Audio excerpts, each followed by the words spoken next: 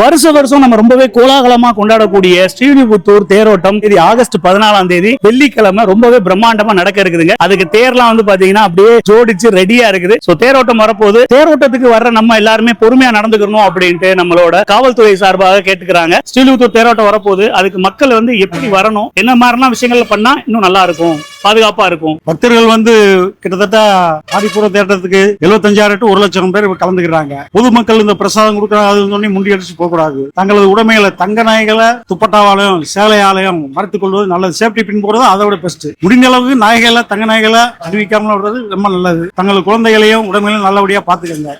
எப்படி வீட்டை விட்டு சந்தோஷமா இருந்தீங்களோ சாமி தரிசனம் மட்டும் நல்ல முறையில போகணும். இதுதான் அன்னைக்கு எங்க மாற்று வழித்தடங்கள் இருக்காங்க அதை கொஞ்சம் பக்தர்கள் கொஞ்சம் ஒத்துழைச்சு நல்லபடியா சாமி கும்பிட்டு சாமி தரிசனம் பெற்றாலே போதுமானது. நிறைய வண்டி நிப்பாட்ட முடியாம கஷ்டப்படுறாங்க. அதுக்கெல்லாம் என்ன சார் பண்ணலாம்? ஏதாவது ஐடியா இருக்கா? அது 6 இடத்துல பார்க்கிங் ஏரியா தனித்தனியா ஒதுக்கி கரெக்டா பாதுகாப்பான சிறப்பான பார்க்கிங் வசதி இருக்கு.